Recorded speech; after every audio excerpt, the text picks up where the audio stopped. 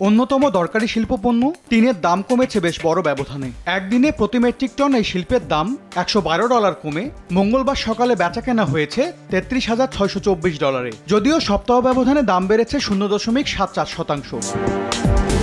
আরেক শিল্পপণ্য অ্যালুমিনিয়ামের দাম একদিনে কমেছে 1.19%। প্রতি টনের বর্তমান দাম পড়ছে $2,584। তবে সপ্তাহ ব্যবধানে দাম বেড়েছে 0.78%।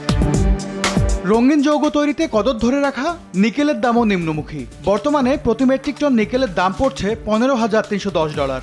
একদিনে এই শিল্পের দাম কমেছে 0.20%। সড়ক সহ বিভিন্ন অবকাঠামো তৈরিতে দরকারি বিটুমিনের বিশ্ববাজার বর্তমানে ঊর্ধ্বমুখী। একদিনে $22 দাম বেড়ে প্রতি মেট্রিক টন বেচাকেনা হচ্ছে প্রায় $500।